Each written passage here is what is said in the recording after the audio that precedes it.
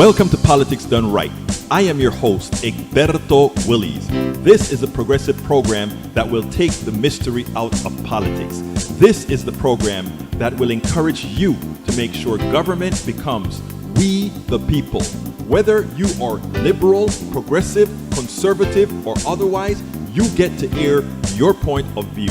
We are an independent media outlet that, unlike mainstream media beholden to corporations, we only owe allegiance to you. Remember, you can also send me a tweet at EGBERTOWILLIES. That is at Egberto Willies.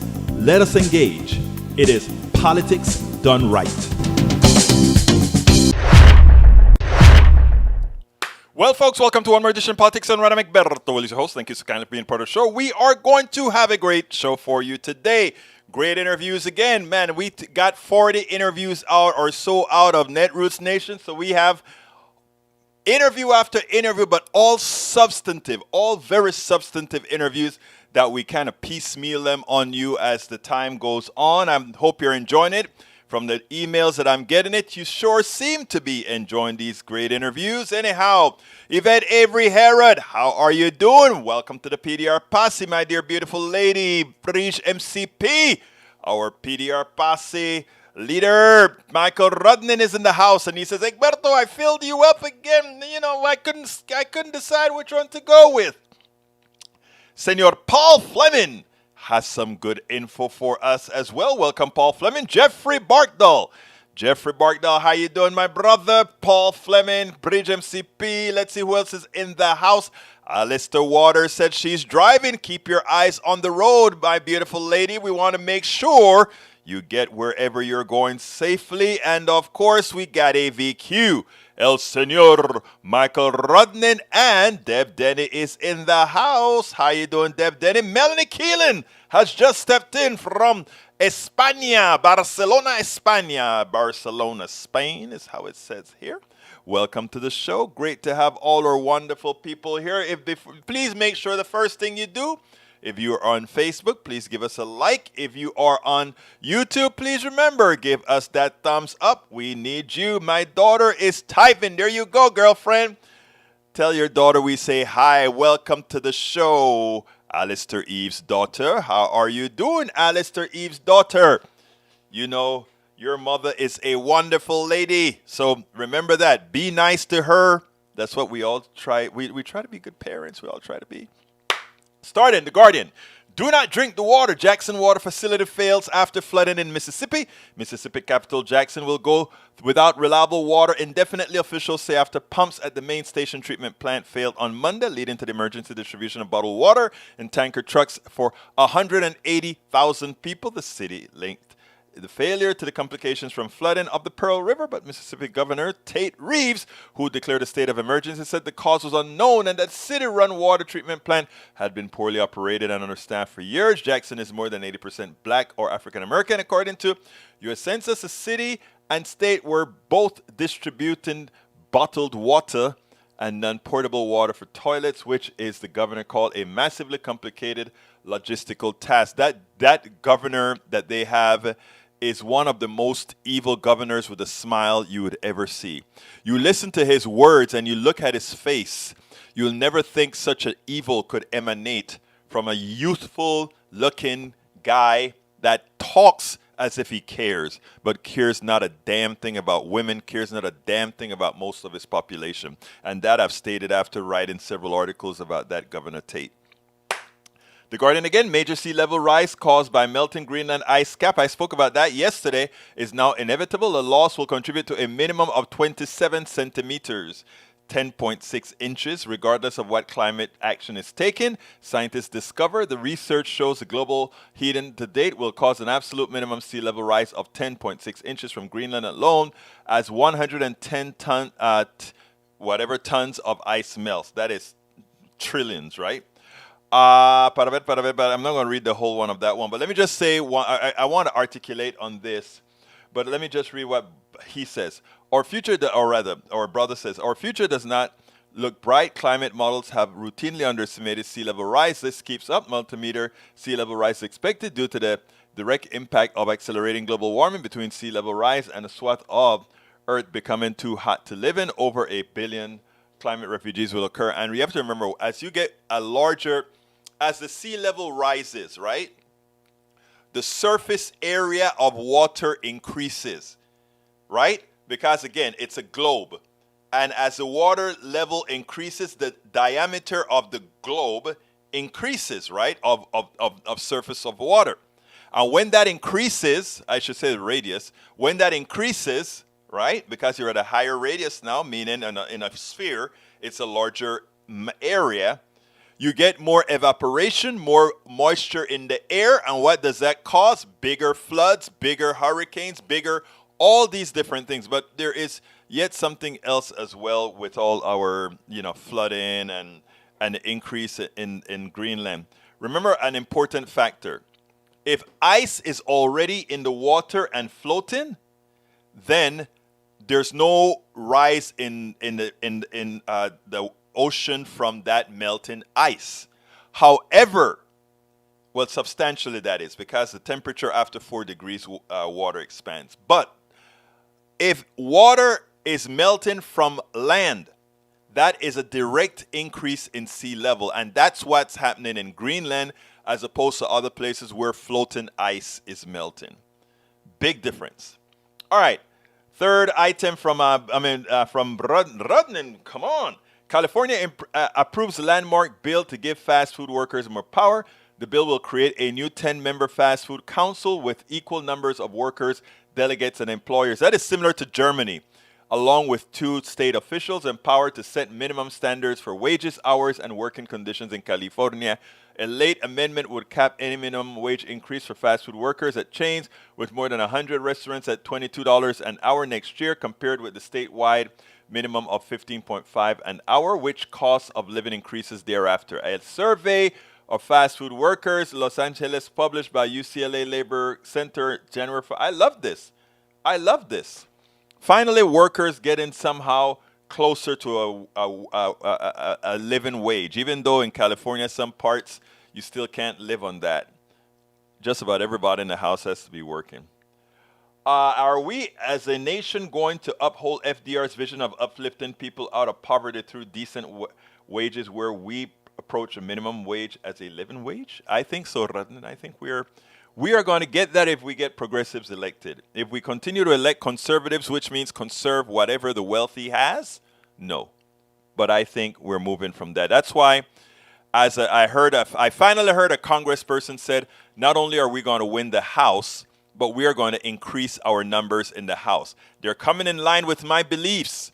I honestly believe we get at least 53 senators, and we get at least at a +3 in the House. When I say a +3, I mean +3 from where we are right now. A lot of people don't believe it. They say, oh, well, Biden is at 44, Obama was at 44, and at those same times, Obama was decimated in 2010. That could happen to Biden? Not a chance. Obama, when he was at 44, he was on the way down. Biden at 44 is on the way up. Very big difference. Very big difference. And he's doing a speech right now. And he's doing stuff that Democrats have not done. Obama didn't do it. He's letting the Republicans have it for the evil that the Republican leaders have it for the evil that has emanated out of their policies, out of their mouth. And he's letting America know that they have supported nothing that helped America. They voted no for all these other issues. All right, I got to get to my video, so I'm going to let that one slide. The good thing, Brother Rudnan put all that stuff in the links to that stuff. So please, guys, look at what our brother has researched. Afghanistan was prominent on the news today, so I'm not going to read that one out. Okay. Alistair says her daughter is typing, so we don't have to worry about accidents. Daniel Lado says the water pumps are racist. Okay. Boy, you really have a problem, my dear brother, but that's okay. Let's see what else we got. Nanette Bird Smith is in the house. Welcome aboard. Daniel Lado says, I wonder how a humanist like Egberto believes in evil. If he believes in evil, it isn't a humanist. I suspect he uses the word to manipulate, not because he actually believes it exists. I suggest you look for the definition of humanist, because humanism, first of all, does not preclude the spirituality, or does not preclude being somewhat faithful to any particular religion. I suggest you look up the word humanist. All right. Oh, I'm not going to repeat what Alistair Water just said, but we have Alistair Eve says, Egberto, my mom needs the link for the t-shirt from Netroots. I need to find that, Alistair Waters' daughter. I couldn't find. I did look for it though, but Alistair, I gotta find it. I'm going to see if I can find it for you. But Bridge MCP promised she was going to look for that link on the back of the shirt. I don't have a shirt. I gave it all away. Okay, let's see. Eve, really, Egberto is always telling us he's not religious, but is a humanist. Is he lying? No, I am a humanist. I'm not religious at all. You don't have to be religious to believe in evil. Thank you very much, Alistair. Anyhow, let's go with our first interview. This woman impressed me. Esther, her name is Esther Charles. We put the lapel mic on her, and somehow it fell off, so sometimes the overpowering noise in the room may get a little bit, so listen to her attentively.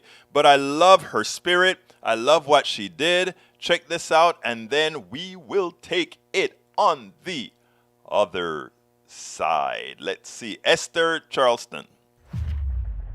Welcome to Politics Done Right, live from where again? Netroots Nation 2022, and I'm here. Actually, I'm honored to be here with Esther Charlestin because Esther has done something that actually quite impressed me. Esther, tell us a little about yourself, and welcome to Politics Done Right. Oh, it's an honor to be here.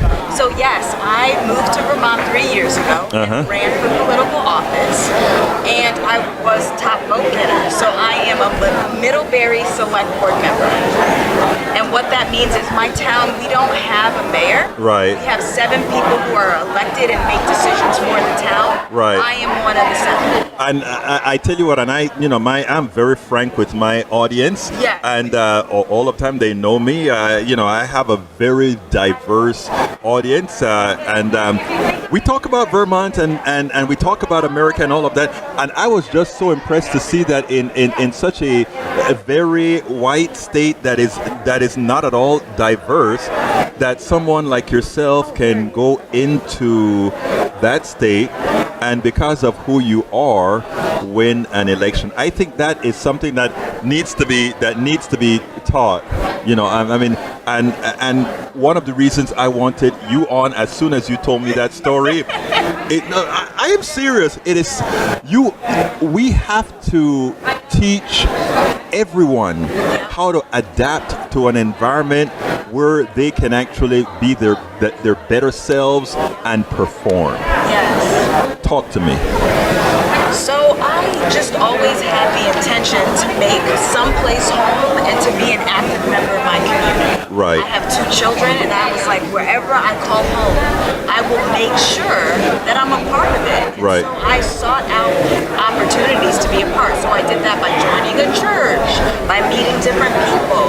And then it was a friend of mine that told me, hey, we have the select board. I said, select what? I don't know what you're talking about. And she said, why don't you consider running? And I said, absolutely. And I wasn't afraid to lose. Right. I wasn't afraid to have the answer be no. And I put my heart and soul into it, and the answer was a resounding yes. And I understand that you were the top vote getter. Yes, this past March, I was the top vote getter. Now, how did you feel after doing that in Vermont? Honestly, I was so proud. I was proud because I thought about how hard my parents worked. They are Haitian immigrants, came here looking for a better life. And I thought about my ancestors, my family values, and how I can make a difference. Right. We can make a difference if we want to.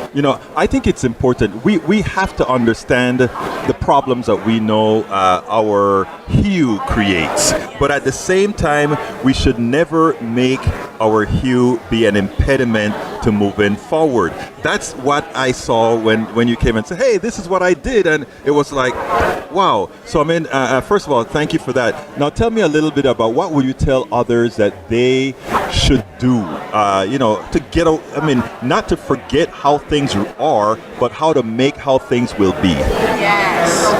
One, I think it's important to do the work in yourself. This is hard.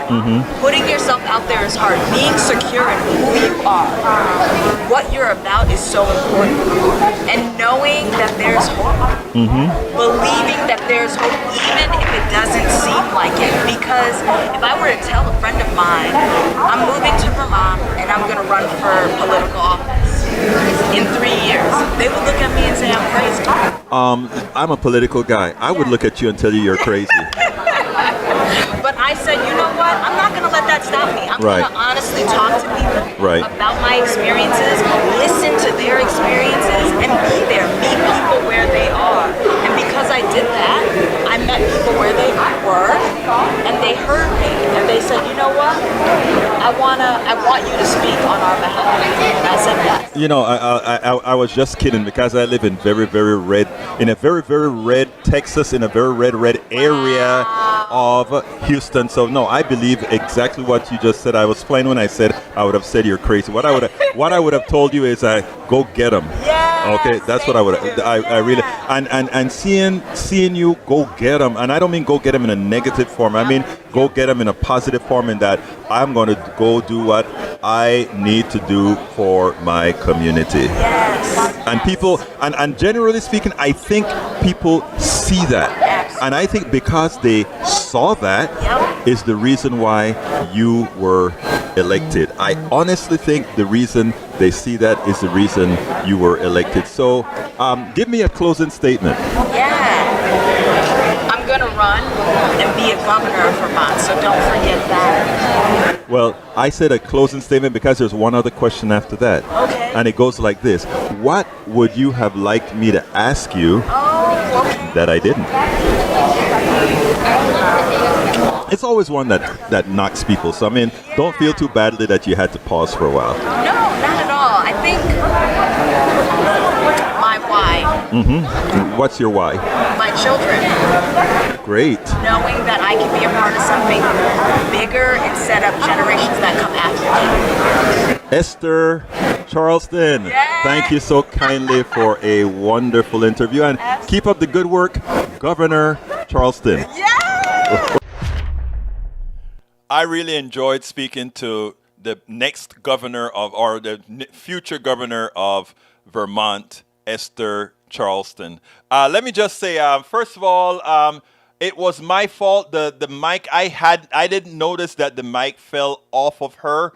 What I did is I brought up her volume. I went and did some audio processing, Wade, to bring up her volume. It wasn't an equalizer issue. It was actually a mic missing issue, that a mic that was there that simply seemed to have fallen off her lapel. Let me just say, I actually processed it and took out all the background sound and had her voice and my voice only, but it sounded terrible because extracting all the other voices made her voice sound like tin, and it was just terrible. It sounded better with the noise in the background. So anyhow, let's see what else I got to do here. Daniel is still complaining about me using the word evil. Evil simply meaning the person is doing bad things and hurting people. Not any mystic thing coming out of a religious meaning of the word evil. Evil just means he's doing bad things. He's an evil person because he does bad things that hurt people. And Paul Fleming had an interesting piece inside of my Instagram, instant messaging. He pointed out, breaking, Google has removed Truth Social from the Google Play Store due to their lack of moderation of violent content, including users openly planning to overthrow the U.S. government. It's about time. We have to be tough on those terrorists. We cannot allow the American Taliban, the American terrorists, to take over our wonderful country in which at least 70% of people want to live a nice, democratic life. We can't allow those criminals to do that. So one by one, we have to take out those things that are going to make life difficult for most of us. Thank you very much for pointing that out, Brother Fleming. All right, we got, what else we got here? We have... Bridge MCP says, come on, guys, give those thumbs up. Bridge says she's cool. Whoa, Egberto Willies, you're good, smart man. Oh, well, thank you. Love you, girl. That's homophobic, bay, gay. Oh, no, she's not. Mike Cisak says, so Egberto doesn't believe in the First Amendment. You bet I believe in the First Amendment, but even the First Amendment has limits. You can't go into a darn theater and call fire, get a lot of people hurt. It's that the First Amendment does not protect you from that in the least. Anyhow, great interview now with Vic Uzumeri, who knows both healthcare systems. And even though he's a very diplomatic guy, we got him to tell the truth. Check this out. We'll then take it on the other side. Welcome to our first edition of Politics Done Right outside of Netroots, or rather in the Netroots Nation Conference here in Pittsburgh, Pennsylvania. And as our first guest today, we have Vic Uzumeri. Vic Uzumeri. I noticed I paused because I wanted to make sure to get Uzumeri correctly. Vic, welcome to Politics Done Right. Thank you, Egberto. Hey, Vic, we're here trying to unite folks here in the progressive domain and learn about different policies, etc. And one of the things that I've been very interested in is healthcare. Mm-hmm. Now, you are, I call you an expert because you've lived in both systems. You've lived in the American healthcare system and you've lived the Canadian healthcare system. First of all, just an absolute term, which is the better system? Like every business system, and right. I'd characterize these as business systems. I mean, we tend to put magic in there. It's magical healthcare, medicine, Ouija board, and all kinds of stuff. They really are trying to systematically deliver healthcare services to the population. So, in U.S. has one system. Mm-hmm. Canada has another system. There are probably 30 other systems. NHS in Great Britain. Well, the OECD countries, there's 32 countries and 32 different flavors of the system. Right. So it's a system. So my background is I taught business operations management, supply chain for a long time, decades. And business systems you never take a business system against another business system and say one is better. You can't. Parts of one are much better than another, and it'll flip the other way. Now, some cases, a lot more parts may be good in one system than are good in another, in which case you form a strong appreciation for the system you think has more good parts. No, I want to. And Canada is the one I would say has more, on balance, has more good, well thought out pieces of the puzzle than the United States. You're a very diplomatic person, is what I will say, because I look both of us are engineers, but as a more, I guess, absolute engineer, I would look and I look at outcomes, and if you look at the outcomes from one system over the other in the aggregate, just about every single system in the OECD comes out outperforms the United States. The United States. Yes. And I think in my opinion, that's the answer that we look for. I agree. I mean, if you ask me which would I personally prefer to live with, the answer would be the Canadian system. Now, you told me a story that kind of boggled my mind. And first of all, we're going to sort of touch on your wife's story, just as it relates to healthcare. But you mentioned something that, to me, when I heard it, I just didn't think about it. You said when you go to a doctor or you seek healthcare in Canada, money never comes up as a topic. That's correct. The closest, see if I can fish it out. The closest it comes is this card. I mean, this might as well, for all intents and purposes, might as well be a Visa or MasterCard. Right. I mean, it does exactly the same thing. So whenever you need help, you go into a bar, you talk to the bartender, you get your drink, you have your meal, you chat with your friends, you chat with the bartender, they give you service, do all that stuff. The only money you talk to a bartender is when they bring you the bill and you hand them your Visa card.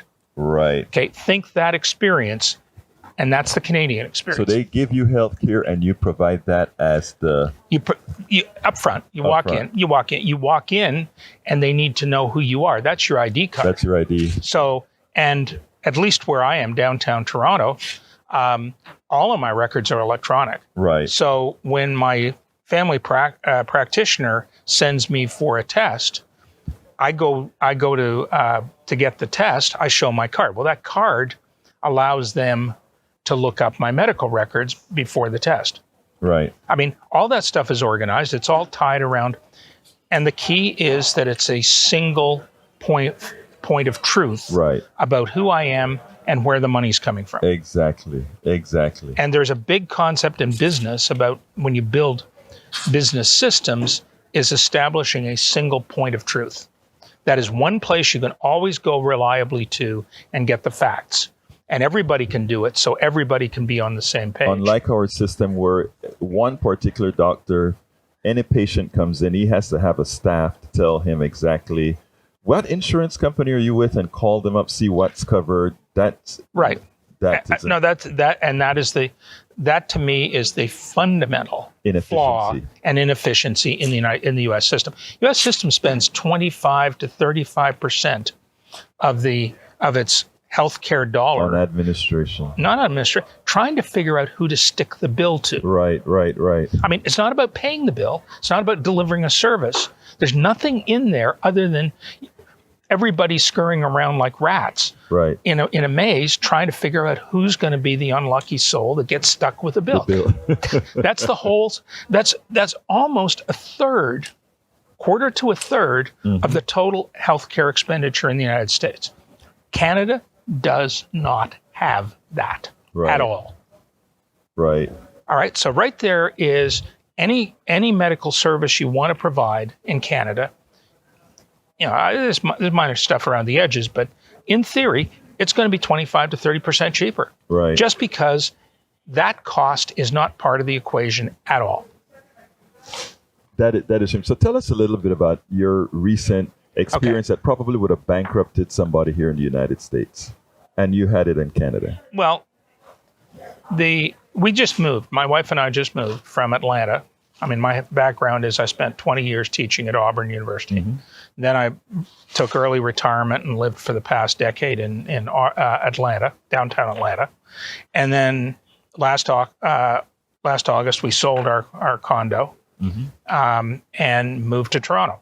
And both my wife and I are Canadian citizens, natives. We were born there. Mm-hmm. So we were able to move back. Were you American citizens too, or resident? Yeah. We're dual because we over 35 years in the United States, I'd become naturalized. Right. But you don't throw away, don't change where you're born. So I'm still a Canadian citizen. Right. So I was able to move back pretty seamlessly. And to get health care, to get that little card, the only really bureaucratic thing I had to do is we had to have a permanent place to live because it's based on where you're resident. Residence, right? Yeah, each province have each one has it, and plus all the paperwork has to go somewhere. They have to have a place to mail you and so on. So it wasn't even when we moved into an apartment. It's when I had the signed lease from the apartment. Right. I was able to go down to Service Ontario, the government office with one-stop shopping, show them the signed lease. And they handed me, the equivalent of a temporary driver's license. They handed me a sheet of paper, which was my temporary health card. Had the code that mattered. Right. Card didn't matter. The code did. And 2 weeks later, the plastic card showed up in my mailbox. That's it. And now you are a covered citizen. I was covered from the moment I got that piece of paper with my code number on it. Right. The temp. And then you can go get health care. I can walk into any. They have a system there. Basically, it's all run through. Now, in the U.S., my wife and I were first in downtown Atlanta. We were in the Emory healthcare system. Mm-hmm. I had U.S. pensions and have very good, Medicare Part A, B, C, D, and supplemental from the last one was Humana. Mm-hmm. I mean, we were well covered in the States, and I was in the Emory system and then in the Piedmont system in downtown Atlanta. Mm-hmm. And within those systems, we could sort of get anything we Right. wanted. With that card, with the Ontario card, I can walk. I go to my family practice. They assign you. You have to have a family practice. You have to have a quarterback. So the first thing you do when you get the card, or even when you get the code number, is phone a Exchange, and they take your information and say, okay, and then they go look for a family practitioner, and they say very clearly up front, if you don't like them, just call back and we'll get you another. Right. I mean, it's not like we're sticking them, but here's one we think, the one we have right now is a 5-minute walk. Right. They had that criteria, and so my wife and I each have our own family practice, Right. and everything goes through them. Right. And they can, anything I need in the way of services or diagnostics or testing or anything like that, if it makes medical sense, then he just writes a referral and boom, it's done. Right. When I go to get the test, I just show my card. Right. They knock it off. There's never a conversation about money. Right. There's never a conversation about bureaucracy. Right. The only bureaucracy I've encountered in the Canadian system is bureaucracy if it had a specific medical meaning Right. and requirement. It was Exactly. I get exactly what you're talking about. There's a reason for that bureaucracy. when you're talking about when will I get another appointment, the Right. other appointment is, well, when will it make medical sense Right. for you to come back? No point coming back in 2 days. Nothing will have changed. Right. So to go from the Emory and the Piedmont system, which are very sophisticated systems. Right. I mean, those are probably right at the top of U.S. medicine. Right. Business practices. Right. To Canada, and it's just so clean and simple. Right. And because it's all through the same system, my records are available to everybody I go to. I don't have to make. You don't have to fill out a whole They list. already have them. Efficiency. If they've got my code, they've got the access, and they already have. I tell you something that they use in the United States to dissuade people from doing things like that. Right? They like to use this thing called privacy, not realizing that's in having your records centralized like that is. Well, you got a trade-off. You got a trade-off. Right. You can hide your medical condition from your doctors. Right. And you can be confident that they will not know Right. what you've had and where you've had it and what's Right. happened. And then they can make a mistake and kill you. And that's what people don't understand. But the other thing that they talk about with privacy is that, well, if everybody has your records, they can actually see it. And to my thing is, the only reason to hide your medical records in the United States system is to sort of con the system so that they don't know, some entity doesn't find out that you had something before. Yeah, if you're running condition. a really good Social Security scam, Right. then that kind of privacy makes a hell of a lot of sense. I'd be all for it. Exactly. I mean, every Social Security scammer. But that's when I say business systems, you got the same business system issues in Right. every other business system. Exactly. But did the supplier really put stuff in the container before they shipped it, or did it drop in the ocean? Anyway, Vic, I want to, before we close here, I want to go over that story about your wife. Okay. So let's go ahead and talk about something happened recently. Just tell us that sequence. Yeah, this is after we arrived in Canada, and my wife, my wife went to her family practice, right, and said she was told she really needed to have. It was time to have some diagnosis. There were some signs and stuff like that. Family practice doctor pushed her to go get the diagnostics, and set everything up. It was all done. I mean, boom, boom, boom, boom. She went, got the diagnostics. They found an issue. It was going to require some fairly serious surgery.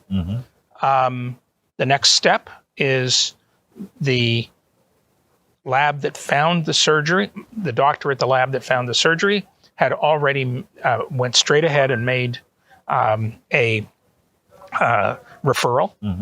And where we are, we're very fortunate. There are 5 major research teaching hospitals within a 5-minute drive. Wow. So, I mean, they just went around all these great hospitals and said, okay, who's got an opening? Oh, okay, over there. My wife went there. Turns out the doctor is probably top 20, top 50 in North America. Wow. Young guy, I mean, 40s, sharp as a tack, really nice. And his performance was absolutely professional. I mean, as good as you. Emory and Piedmont would die and go to heaven if they could deliver that service. Right. And you got some of the best insurance here in the United States, and it turns out that this that's going to cost you nothing. Well, as I said, other than your taxes. Piedmont or Emory, on their best day would have equaled what we got. Imagine that. She went into hospital. She had surgery. Actually, before that, he wanted to be certain of the diagnosis, so she had full blood workup, ultrasound, MRI, CAT scan, everything. Boom! It took him about 2 weeks to get it all scheduled. He looked at everything, took it to a team in one of the hospitals where they actually review these cases as a group, and so they get input from multiple eyes on the problem. Came up with a plan, involved surgery, booked her into a hospital. She went in, she had the surgery, she stayed 3 days, went home. She got 10 visits from a home support nurse, RN. Just a follow-up. Make sure that follow up after the surgery was going well, there was no infection, yada, yada, yada. And she has regular appointments with a follow-up nurse at the hospital every couple of months now, scheduled out for life. As long as she wants them, as long as she needs them, she can have them. She can just go there. Total cost? 0. Out of pocket. No, sorry. It's not total cost, a lot more. Out of pocket to us? 0. But the truth, and then one of the things that I asked you, and we're coming close to the time that we have to close, but one of the things that I asked you was, hey, Vic, but aren't your taxes a hell of a lot more than in the United States? And your answer was a bit surprising. Well, it's hard to tell, but it's not hugely different. I mean, because first of all, the moment we came to Canada, I was able to drop the Medicare Part B and the Humana Extended Health that I was doing through my pension plan. So right there is about $500 US a month. A month that you don't pay at all. That I don't pay at all. Gone. Now, are my taxes higher than that? Because of my situation, it's actually a little high. I had some business losses in a previous year. Right. They carry in the States, they don't apply in Canada. So I'll probably know next year. My sense is I'll pay a little more in Canada. Right. But for what it's worth. But not remotely. It won't be egregious in any way. Right. And the net effect is, but the peace of mind. The peace of mind. And you know that you can get the service when you want the service. So the fallacy that you have to wait. I tell people here in the United States, try to make an appointment with a specialist. Here in the U.S., sometimes you're months away from being able to see a specialist. You'll be months away from seeing a specialist if it's an elective situation in Canada. I mean, right. Specialists for elective surgery are scarce everywhere in the world. Right. So you're going to get that, and your mileage may vary. I mean, my mother had a hip replacement, and they made her wait 6 months. 4 or 5 of those months she was doing rehab. Right. Now, either that rehab was to see if she really needed it after all. Yeah, I mean, was either to sort of a sneaky way of rationing the care, right, or it was just damn good medicine. Exactly. And I don't know which one it is. Right, I'm not going to say. Right. Overall, my sense is financially on the medical side, we're going to be close to a wash or somewhere reasonable. And it allows the system that's been built, which has its weaknesses. I mean, right. There's some areas that Canadians bitch about their healthcare system. Right. Everybody. Well, the only thing is when they do survey, if you do a survey of Canadians and say, are you satisfied with healthcare? They'll say no. If you ask them another question, would you trade your healthcare for the U.S.? The answer is hell no, no. And I think that is where we ended. Vic, thank you so kindly for being Take care. part of Politics Done Right. Enjoyed it.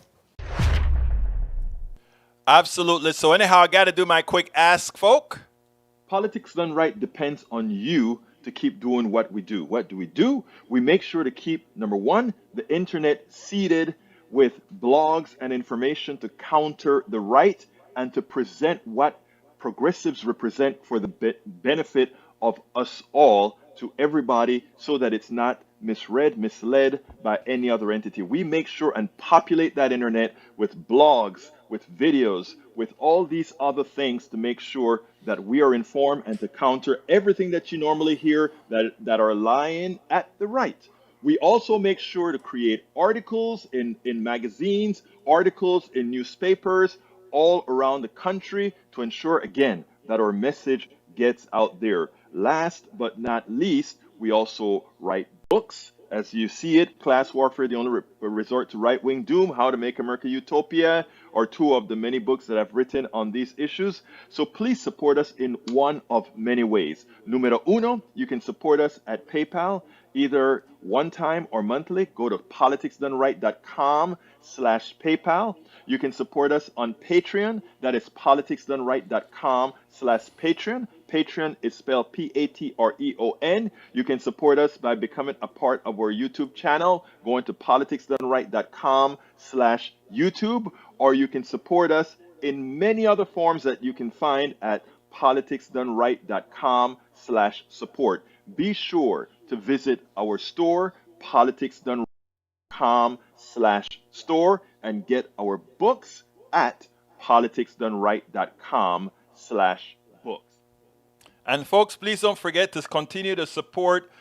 Please continue to support our YouTube, or rather our GoFundMe for the trip that we took to where we're getting all this multitude of great interviews at politicsdoneright.com/netroots. Again, that is politicsdoneright.com/netroots. Bridge MCP wants me to put something on the screen. I'm using a different method for the screen, so I think I can do it without the flickering. There you go, Bridge. The evolution of medicine. It went from that sign all the way to dollar signs. I love that meme. And by the way, let's give brother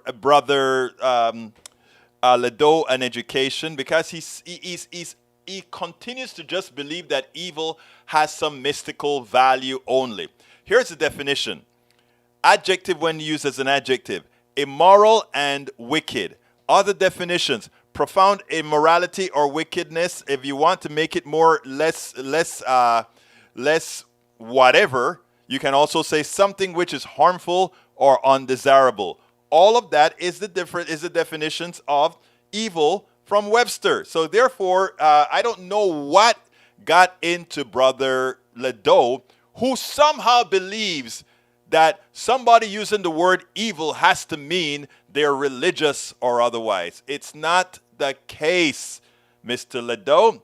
Later on, I'm going to take up this article, which was brought to us from Alistair Waters, which is Reform Austin, was most Texans pay more in taxes than Californians. Actually, I may have to leave this for tomorrow because I got to play the other interview, and then we'll take it on the other side. So let's go ahead and play the other interview, and we'll take it on the other side. We're here at Netroots Nation 2022, Pittsburgh, PA. Politics Done Right. Once again, coming live. Today, I'm honored to be with Adam Green. Adam Green is one of the co-founders of Bold Progressive.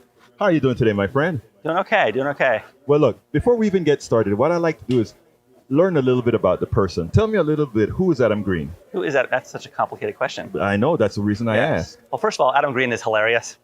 Just kidding. Yeah. No, Adam Green, that's interesting. Politically speaking, right. Adam Green had his foundational moment in South Dakota right. many years ago on a campaign where I was just this novice political person who happened to stumble in this situation right. where little guy family farmers were attacked by big corporations. Right. And part of my job during the campaign was to talk to them and help them express themselves at these press conferences. And what I learned that year was that these very pro-life, pro-gun, evangelical, lifelong Republicans were willing to cross party lines and vote for a Democrat if economic populism was at the center of everything. If we fought for the everyday little guy. Right. And that really is the ethos that I think I live my life by, include my political life. Like, let's fight for the little guy and help everyday people stand up to big corporate power. Now, you said it was a political campaign. Would that have been Dean's campaign, or whose campaign was it then? Well, it was actually a couple of years, I think, before that. It was 2002. Okay, There's a guy named gotcha. Kim Johnson, Right. who is running in a 20-point red state. Right. The year after 9/11, Right. where Democrats got decimated, and we Right. ended up winning that year by 524 votes because we fought for everyday family farmers who were at threat of having their farms taken over by big ag monopolies. And I think that's the recipe for political success for And you know Democrats something, right now. and I think that's what bold progressive tries to do. You try to. I hate to use sometimes. Sometimes when you say educate, it seems a bit condescending. So you try to enlighten folks to how best to address their particular population. Correct? Yeah, I think that's right. And I think part of what you're the solution to is a very broken conventional wisdom in Washington.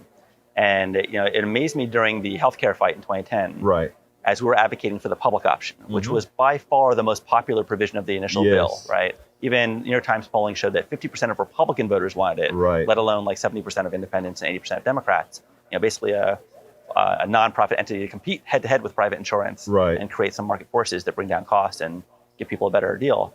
And all these reporters would say to me, why are you asking these Democrats in red states to walk the plank on this liberal issue? Right. And again, I just think back to the South Dakota moment. It's like, this is not out of touch. This is in touch. Like, if we want to get past some of the cultural divide issues in these red states, the way to do it is to lean hard into economics so that people rally to our side, right? So that just the conventional wisdom, the guidance telling them, the educating, telling them, don't do this, it's too liberal, is actually giving them very bad political advice, which then leads to us losing elections. So I think part of what we're trying to do with Bold Progressives is say, hey, basically run on Elizabeth Warren style populism if you want to win in red or purple areas, not just blue areas. I've seen you on a few of the network shows, and I've seen how they've twisted that message several times, and they do it all of the time.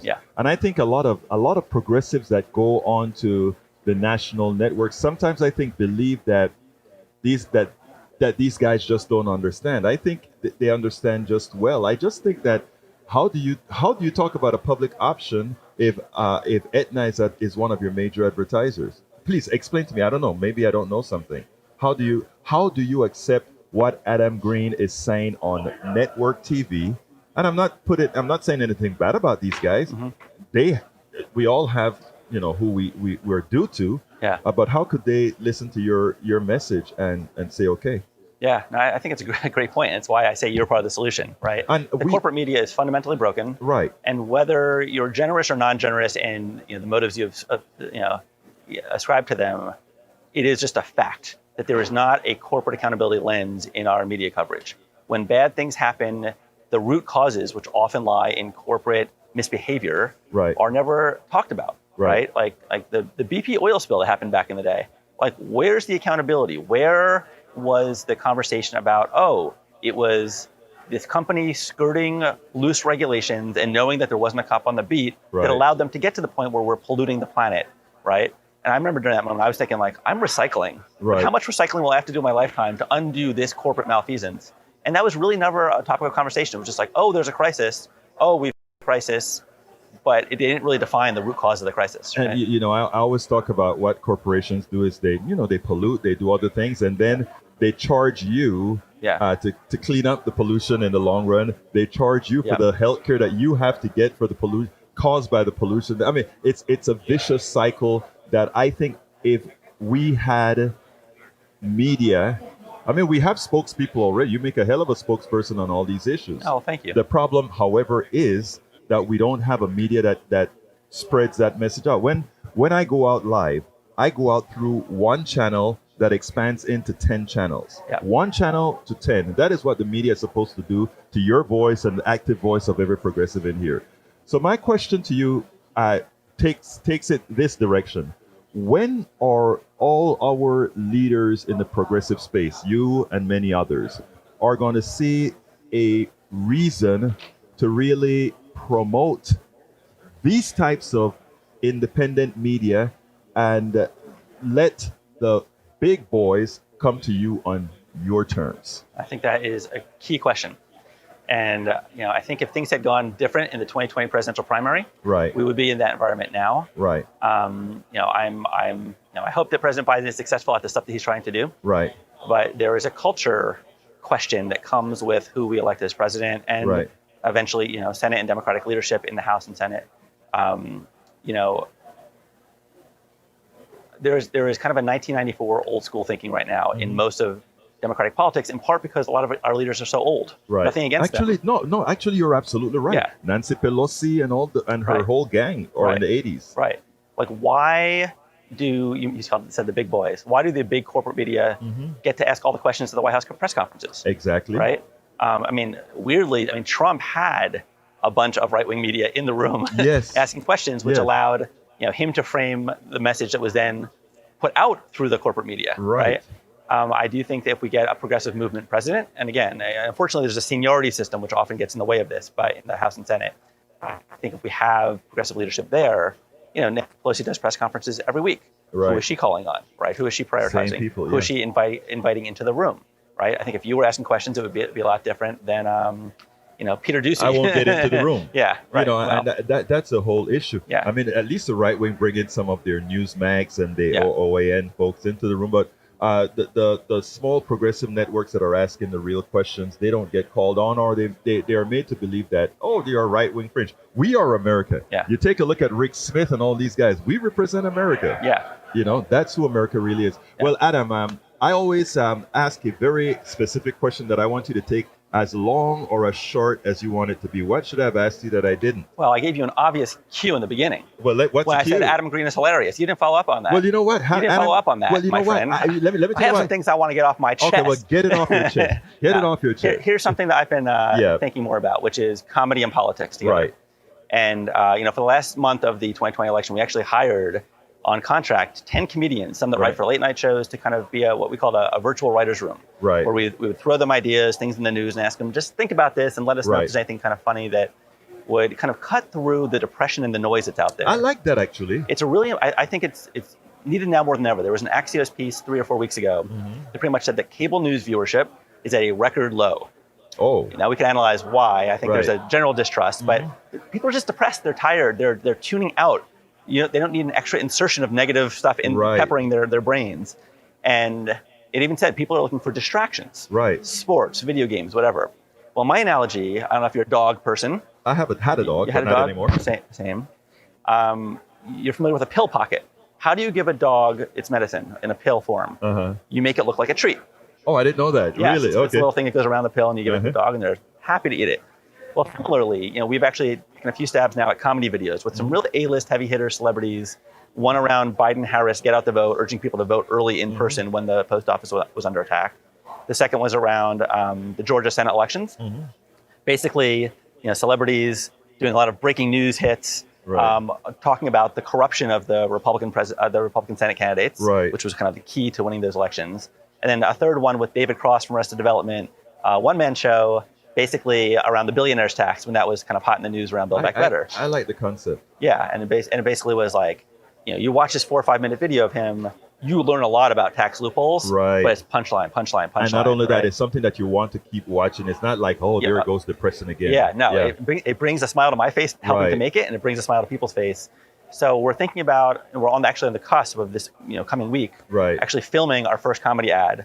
It will also feature David Cross. It will be around It'll be around Secretary of State races.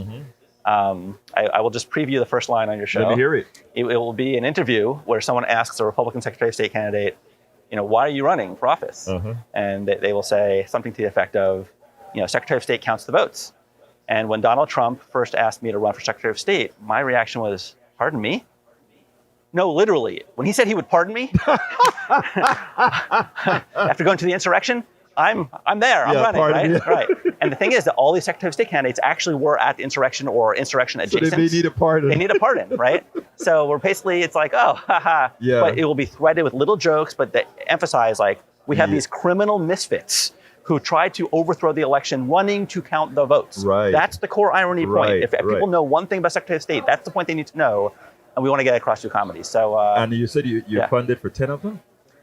say it again? Did you say you were funded for 10 of them? I definitely did not say that. So go to boldprogressives.org and chip in if you want to help on these things. You heard him. He's asking for funding for these comedy skits, man. It's Give really the man important. the funding. Yeah. Hey, let me tell you, when you start putting these things out, make sure politicsdoneright.com and some of our these independent guys are right up there, and come back on and let us know let's what's get on going here on day going one. on and start putting all this stuff I out. will just say, we broke some news here. This is not been public until this moment. So you see, PDR comedy- broke news, guys. That's right. That's the way it should be done. That's the right? It's a little teaser.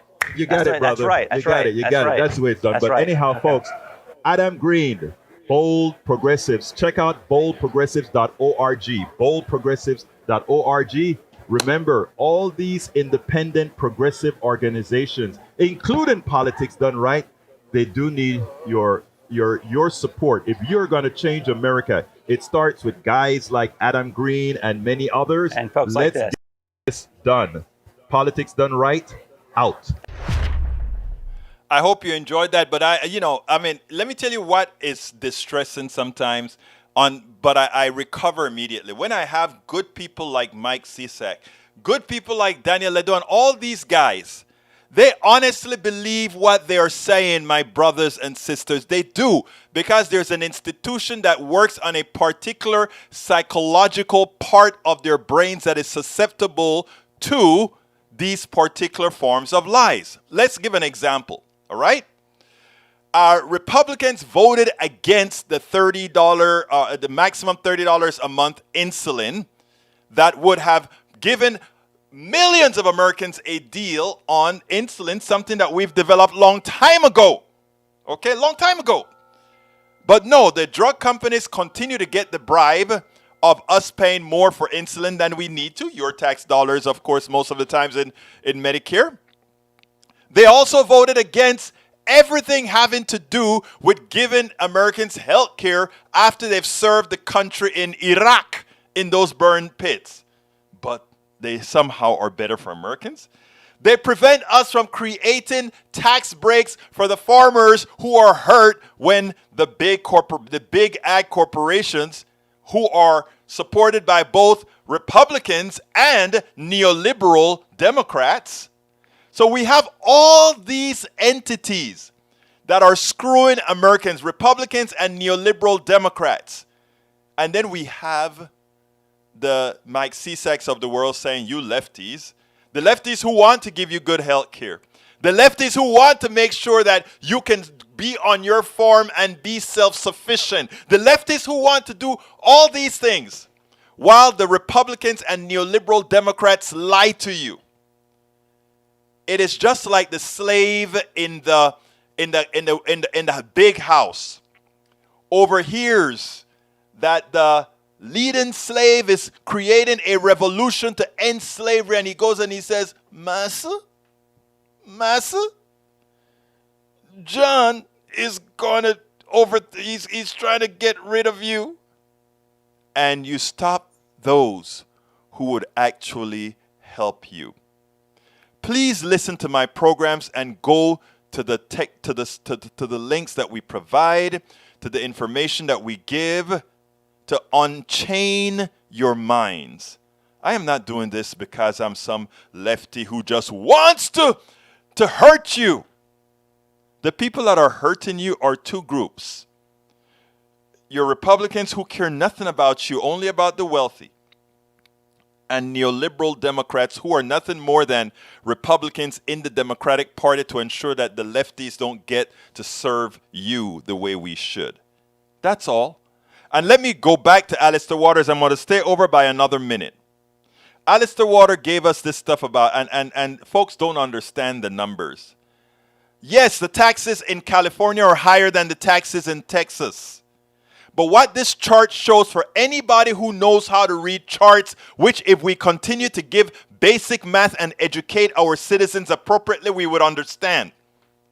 This says that Texas, The reason the rich people leave California to come to Texas is they make their monies in California and come to Texas because guess what? We Texans take care of the millionaires as we screw the poor, as we screw everybody else. That is what that chart tells you. But it's so hard. It is so hard for so many to understand that you're being screwed by those people who are smiling at you as they screw you. My name is Egberto Willies. This is Politics Done Right. And you guys know how I end this baby. I am what? Out!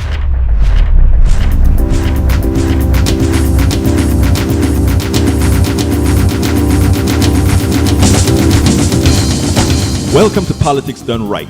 I am your host, Egberto Willies. This is a progressive program that will take the mystery out of politics. This is the program that will encourage you to make sure government becomes we the people.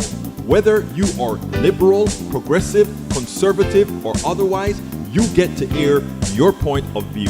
We are an independent media outlet that, unlike mainstream media beholden to corporations, we only owe allegiance to you. Remember, you can also send me a tweet at EGBERTOWILLIES.